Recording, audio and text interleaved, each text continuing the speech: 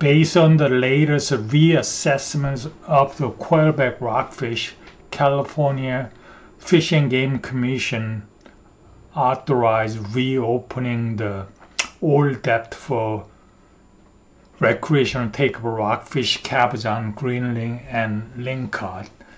However, this is not going to be in effect until probably 2026 season based on the estimated timeline shown above. This is good news, but hopefully I was hoping they approve for this season 2025, but it's not. We have to wait for next year to take effect. Everybody did a great job getting this thing approved.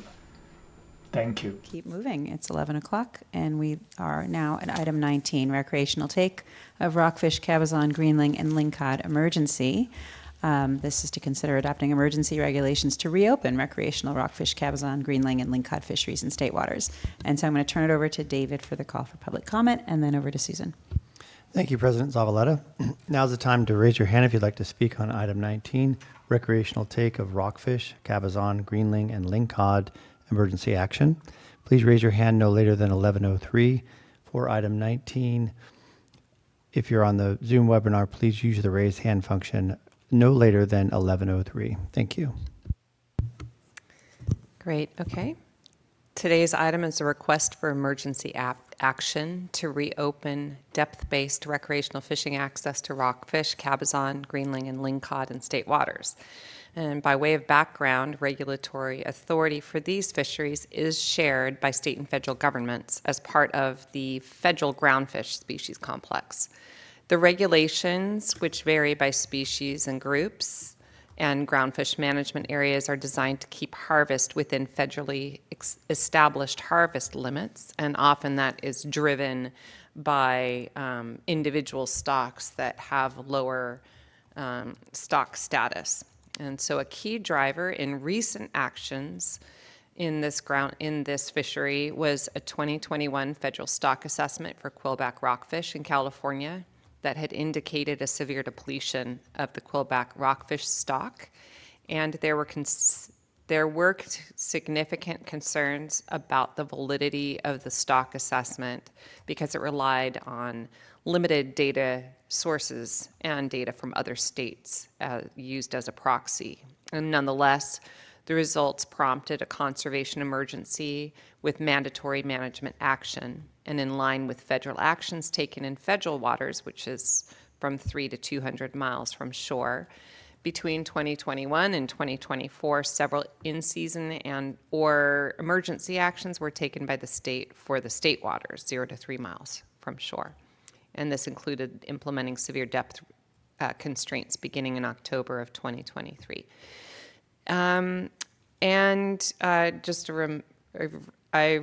We do remember and acknowledge that the commission had requested that commission staff send a letter to Pacific Fishery Management Council requesting a full stock assessment be done as soon as possible that had a reliance on more robust data because of those uncertainties.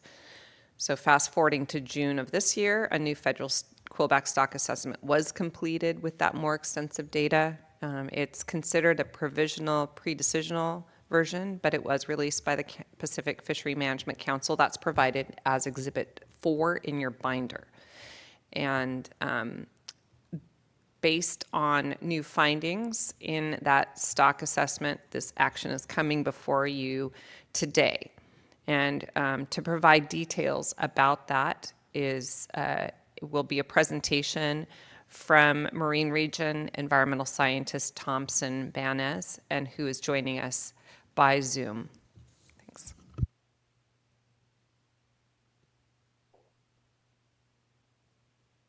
Good morning. Can everyone hear me? We can hear you. Go ahead. Excellent. Good morning, President Zavaleta and Commissioners. I'm Thompson Banez of the Department of Marine Region. In today's presentation, I'll be providing some background information, a summary of newly available science about quillback rockfish, and the department's recommended emergency changes to regulations for rockfish, cabezon, greenling, and lingcod. Next slide, please. As mentioned, regulatory authority for RCG and lingcod is shared jointly between state and federal governments. Federal regulations for these species are typically adopted on a biennial cycle. However, adjustments are made in season when necessary to keep fisheries within established harvest limits, or in other cases when new scientific information becomes available. A significant component of the federal process is the Pacific Fishery Management Council, which includes participation by the National Marine Fisheries Service, West Coast state agencies, tribes, advisory panels made up of industry representatives, scientific committees, and other committees. Next slide, please. A little bit of information on mixed stock fishery management. The x-axis on the bottom of the figure shows a set of select species of rockfish and lingcod that were chosen because of their high management priority and or presence in the recreational fishery. The x-axis on the left are California-specific federally established harvest limits in metric tons. Colors of the bars in the figure represent stock status, with red being overfished, yellow precautionary, green healthy. Note, while the red overfished species have the lowest harvest limits, some precautionary species have harvest limits greater than healthy species. While anglers are generally able to target rockfish via fishing location, the specific species and quantities can vary in what we call a mixed stock fishery. Although depth, geographic location, and other factors can help predict which group of rockfish may be encountered, there is no way to singularly target a specific rockfish species with certainty. This creates a challenging and dynamic management landscape where the objective is to provide and maximize fishing opportunity while balancing the catch against harvest limits for species that are highly attained or at conservation risk. In cases of serious or significant conservation concerns for one species, such as quillback rockfish, limiting or eliminating opportunities for other co-occurring species, including primary target species of the fishery, is necessary to protect the species at conservation risk. Next slide, please. Results of the 2021 Data Moderate Quillback Rockfish Assessment of California indicated the stock was in severe decline, with only 14% of the unfished population estimated to remain, which presented a conservation emergency. The Data Moderate Assessment utilized limited data sources and incorporated some proxy data from Washington and Oregon. The Department and Commission took several actions between December 2021 and March 2024 to implement a series of regulation changes intended to reduce catch of quillback rockfish. Changes included drastic measures to limit seasons and depths, which had considerable impacts on opportunities for other species and affected both recreational and commercial fishing sectors. Because quillback rockfish are part of a mixed stock fishery, developing depth limits to avoid them impacted other rockfish species that are highly targeted and attained. Next slide, please. On June 9th, a draft stock assessment for the quillback rockfish off California became available. This new, more robust assessment considered all available data sources, including newly available California-specific life history information and a relative index of abundance provided by the department using ROV survey data. On July 25th, a formal report from the Certified Independent Review Panel was released that agreed upon a base model and acknowledged the new assessment as an improvement over the previous one. The 2025 assessment results indicate that California quillback stock is healthy and not experiencing overfishing, a major reversal from the 2021 Data Moderate Assessment. Despite the improved stock health, the department is recommending quillback rockfish to remain prohibited due to the stock scale and expected harvest limits, which cannot accommodate retention. This new science indicates that conservation emergency identified in 2021 no longer exists, and the associated depth-based fishery restrictions are unwarranted. The department and PFMC are moving forward with mid-season regulation changes as quickly as possible to restore fishing access for RCG and lingcod. Next slide, please. With good news often comes less good news. Renewed precautions are warranted for canary rockfish. Canary rockfish was one of the first rockfish species declared overfished at the turn of the century. A stock assessment in 1990 found the stock was depleted, which led to significant regulation changes to limit depths and prohibit retention. The next stock assessment in 2015 determined the stock was rebuilt and it was healthy, and the restrictive regulations were relaxed beginning in 2017. In 2023, a canary rockfish was again assessed, and the assessment indicated the stock was in the precautionary zone because the scale of the stock was much smaller than previously thought.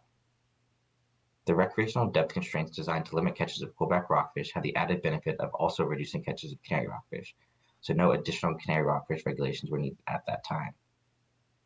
Now that the depth limits for quillback rockfish are no longer necessary, anglers will be able to fish in depths where they're likely to catch more canary rockfish, and precautionary regulations are necessary to reduce the risk to the resource. Next slide, please. That brings up right to the current regulations and proposed changes in the action before you today. The map on the left, which is labeled current, shows 5 GMAs, including 2 sub-areas within the central GMA. With the new callback information, there is no longer a need for areas within the central GMA. The map on the right of this slide, labeled proposed, shows the same 5 GMAs with the removal of the line near Lopez Point. Next slide, please. The season structures under the department's proposal are a significant simplification from the current regulations, which alternate multiple times throughout the year between a fishery only open shoreward of the 20-fathom boundary line or seaward of the 50-fathom boundary line. The proposed emergency regulations would authorize the take of RCG species and lingcod in all GMAs north of Point Conception, which include northern Mendocino, San Francisco, and the central GMAs, and all depths within state waters from April 1st through December 31st. No changes are proposed to the depth restrictions or season dates for the southern GMA. The proposed regulations would remove the current unneeded constraints put in place to protect callback rockfish, thereby providing additional relief by dispersing fishing effort and pressure on RGC and lingcod stocks in the state and federal waters. Next slide, please. Under the proposed authorization of all depth fishing in areas north of Point Conception, anglers would have more access to depth range where canary rockfish are commonly found and catch-up canary that likely exceed the federally established harvest limits. Thus, the proposed emergency regulations would implement a statewide canary rockfish sub-limit of 2 fish within the 10-fish RCG daily bag limit. Next slide, please. The proposed regulation also addresses an inconsistency between state and federal regulations. Sunset rockfish and vermilion rockfish are cryptic species that are nearly identical in appearance and reliably differentiated only by DNA analysis. Proposed amendments would provide consistency with federal regulations and clarify that sub-bag limits apply to the vermilion sunset species unit in aggregate, and will address enforcement concerns about anglers attempting to double up on some bag limits. Next slide, please. Here's our timeline. Today is the emergency hearing for the regulation amendments just described. The department is requesting an effective date for this emergency action to be as soon as possible, or to be on or before September 1st, 2025. Since this action that would likely be effective for 180 days, we are providing proposed timeline for any readoptions for this package and the certificate of compliance to make these changes permanent. The department proposes going to notice for certificate of compliance at your October meeting. Your December meeting would be the first readoption of this emergency action and the discussion hearing for certificate of compliance. February 2026 would be the adoption hearing for the certificate of compliance with an effective date in late May of 2026. Please note the slide indicating March 2026 is incorrect. Lastly, a note on the outreach plan for this action. A department tribal notification was sent on July 25th for this action. The department has also prepared a press release, full web content updates reflecting these changes associated with social media posts to spread the good news. Next slide, please. You may have noticed I have not touched on changes to commercial regulations. Those are in motion through department authority and are expected to be effective around September 1st, 2025. Thank you. I'm happy to receive any questions you have right now, and on the screen are email addresses folks can contact with further questions. All right, thanks, Thompson. Great presentation. Do we have questions at this point or comments from up here? Okay, so how many folks do we have for comment, please? 8. 8. Okay, let's go 2 minutes each, and you can start calling them, please. Will Dave Kashida, George Osborne, and Andy Giuliano please approach the podium in the room? President Zavaleta, while they're coming up to the podium, I just want to note that a certificate of compliance rulemaking is just a regular rulemaking for what was previously emergency regulations. So it doesn't make them permanent, but what it does is it puts them in place until you take further action. Thank you for making that distinction. Yeah, thanks. Hi. Oh, hi. My name is Dave Kashida, recreational angler. Is this on? And I'm also on the board member of Coastside Fishing Club. And I'd like to thank the state for being proactive on trying to move this forward. And on the federal level, I'm also happy that the council also has made emergency proactivity to address this in the September council meeting. So it's also a case where the BSI, the best scientific information available, isn't very accurate. So moving forward on the 21 stock assessment with the data they had was lacking. And recreational anglers, commercial anglers, and the council itself let nymphs know that it wasn't accurate. And the scientific and statistical committee let us know that their math was correct. And everyone agreed the math was correct, but the data they used for the math was very insufficient. So unfortunately, we got into this 2-year closure, and it really affected a lot of people negatively. So hopefully that'll be a precautionary tale in the future. And I'd also like to say that years ago, the CCFRP program by the state, that data wasn't used in any assessments. And we've tried to push forward to, you have all this information, please use it. Now that's being used, and they're also using citizen science, where anglers are collecting data with a format by the department, and that's being used. So, we're moving forward, where the information that we can collect and is usable and accurate is being done. So I'd like to thank everybody for that. So that's it. Thank you.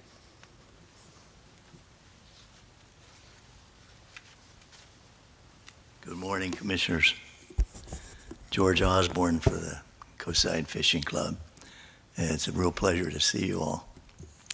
The Coastside Fishing Club appreciates and expresses its gratitude to the Commission and its staff, the Department and staff, National Marine Fisheries Service, and the Pacific Fishery Management Council for their initiative and hard work in bringing forward this emergency action. The recent quillback stock assessment established that the stock is not now and was never overfished. The department deserves additional thanks for its efforts to bring forward more comprehensive data for the recent assessment. The National Marine Fisheries Service, in concert with charter boat operators, also worked to collect additional data to inform the assessment. Coastside supports approval of this emergency action. Greater access will eliminate the concentration of effort in the limited areas presently allowed, and reopening the recreational groundfish access will help coastal communities rebuild economically. Again, thank you very much. Good morning, Andy Giuliano, GGFA, Golden Gate Fishermen's Association, and owner-operator of Fish Emeryville in the San Francisco Bay Area. So I can only add to these two gentlemen that yes and yes, please, and thank you. The department's been tremendously supportive in advancing this initiative very fast. We oftentimes see an asymmetry between action to close and slow reaction to reopen. So, and that's not directed at the department, just in terms of the process. So we do really appreciate the department moving quickly to reopen this fishery. A couple of our boats did participate in the sampling study, so we're real thankful of that. So thank you.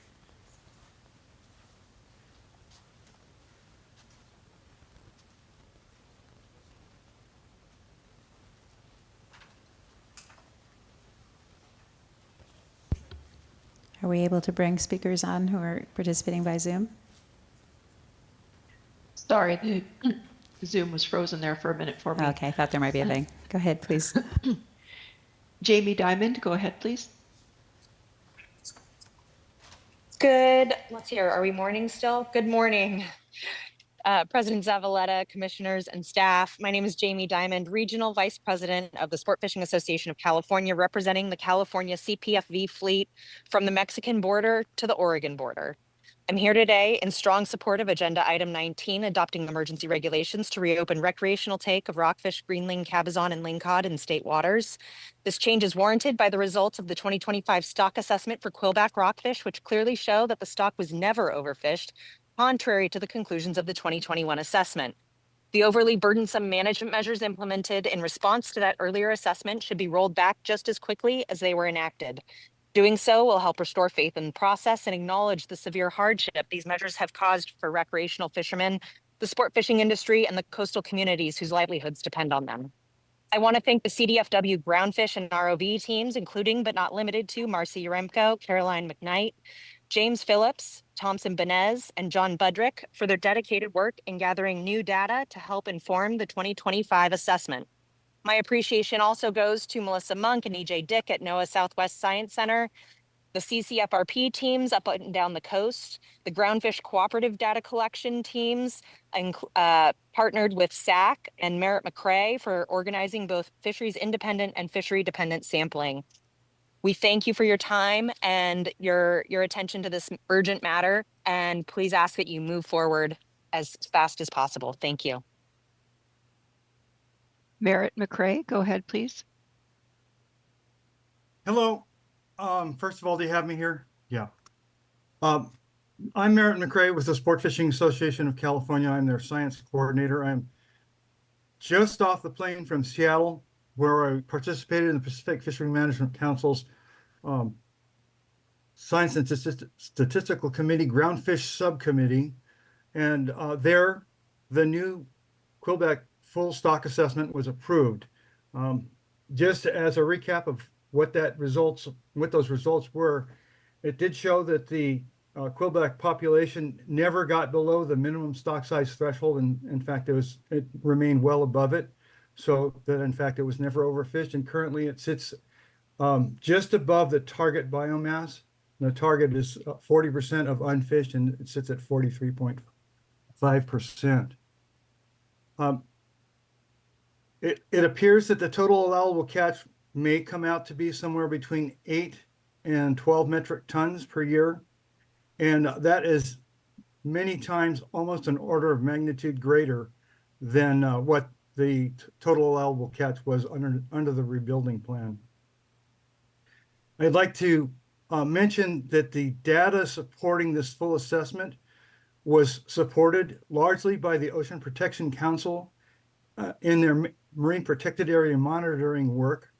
This includes CCFRP, it includes the ROV work, and then for us with the Pacific States Marine Fisheries Commission, it supported part of the cooperative research project.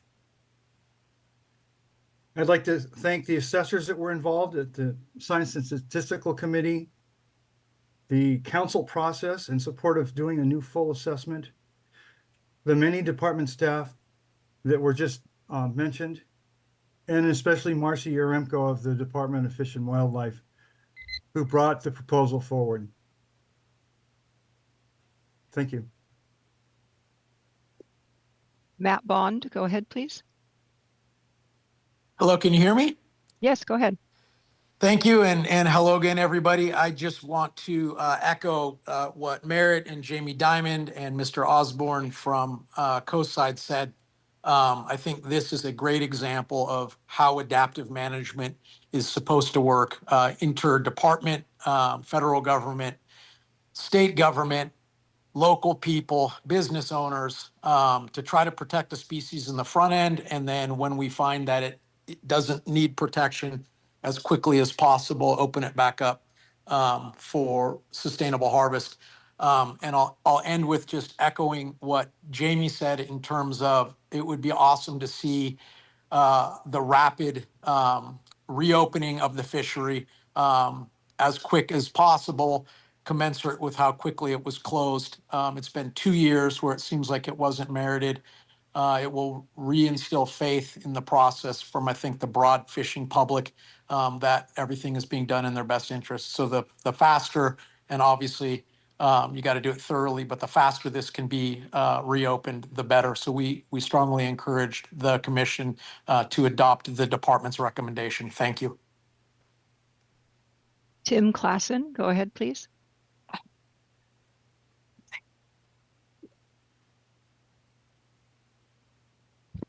Tim Klassen, go ahead, please. Okay, can you hear me now? Yes, go ahead. Okay, my name is Tim Klassen. I own a recreational charter fishing business in Eureka, California. I'm also the Northern California charter representative on the Groundfish Advisory Panel at the Pacific Fisheries Management Council. Charter businesses have lost trips due to depth restrictions to protect quillback. The lack of salmon fishing, coupled with the depth restrictions on rockfish, have caused charter customers to change their habits and book fewer trips or quit fishing entirely, resulting in financial losses for the industry and the people and businesses that depend on it. This action will help to bring some of those customers back. I want to thank the CDFW groundfish staff who worked very hard on this action, Dr. Schumann, Director Bonham, and especially you, the Fish and Game Commission, for making this action a priority. Thank you. Michael Racino, go ahead, please. Yeah, do you guys hear me? Yes, go ahead. Okay, yeah, sorry, I'm in the Scotty service. My name is Michael Racino. I'm the owner-operator of the charter boat Lovely Martha out of San Francisco. I'm also the president of the Golden Gate Fishermen's Association. We represent both from Monterey to the Oregon border.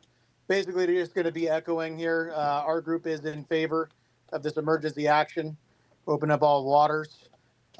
Expanding access to the fishing grounds will provide crucial support to our fleet and to our coastal communities. So we urge you to take action, and we're all in favor. So thank you so much for your support. That concludes our speakers on this item. Thanks. Any comments from staff? Just one additional thought, and it did come up during the public testimony, but want to reiterate it because it's really important. First, just want to thank everyone involved, the fishing community, for your constructive contribution throughout this. We know the initial restrictions were a very bitter pill to swallow, but you came to the table, came willing to work, and we worked together to get better data. Everyone involved at the state level, the federal level, you here today, accelerating this action. We heard, we're often quick to close and slow to open, and this is an attempt to remedy that. And then something Merritt touched on, which I think is just really important. The data that were used to support this decision were MPA monitoring data.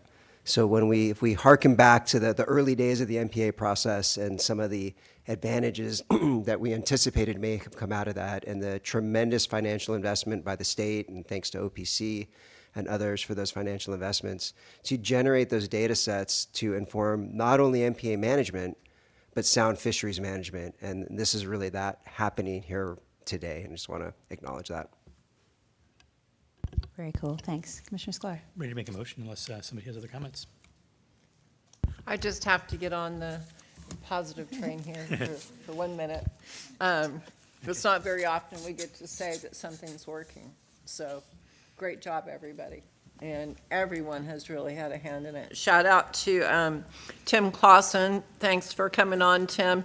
We know how hard you all have struggled, and thanks for being on the PFMC Groundfish Committee. We appreciate the work you do. Thanks, Commissioner Hostler-Carmison. Yeah, I'm going to pile on. It's great news when we were wrong, and it's that we were wrong. There are more fish than we thought. So I think that's just it. That's the sort of piece of this that got it all started, and there's been all this work to respond to it with agility, which I think is amazing.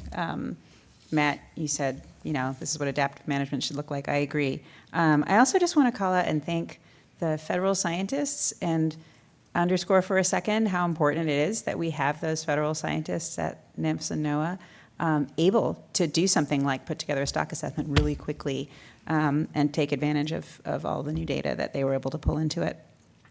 We need them. And, echo gratitude for the vessel operators, the members of the public, staff who participated in, quickly pulling together more information, more data. This makes sense to me. It is a great example of how, the ocean's dynamic. Our understanding of it is also dynamic. And so it's really important for us to be able to be responsive, whether it's to increase or reduce opportunity as needed, so that we can be good stewards. So I support. I'm happy to entertain a motion. I'll make the motion that the commission finds pursuant to Section 399 of the California Fish and Game Code that adopting the proposed emergency regulations is necessary for the immediate preservation of the public peace, health, and safety, or general welfare. The commission further determines pursuant to section 11346.1 of the California Government Code that, am I reading the right motion? Yes. Okay. That, sorry about that. The commission further determines pursuant to section 11346.1 of the California Government Code that an emergency situation exists and finds the proposed regulation as necessary to address the emergency. Therefore, the commission adopts the emergency regulations to amend section 1.91, 27.25, 27.30, 27.35, 27.40, and 28.55 as discussed today. Can I modify that to add that, and we will schedule a beginning of a regular rulemaking for our October meeting? Accepted. Second then. So we have a motion from Commissioner Hostler-Carmison, second from Commissioner Sklar. We'll do the roll call, please. Commissioner Hostler-Carmison, Aye. Commissioner Sklar, Aye. President Zavaleta. Aye, and the motion passes unanimously. Thanks, everyone. And with that, we will move to item 20.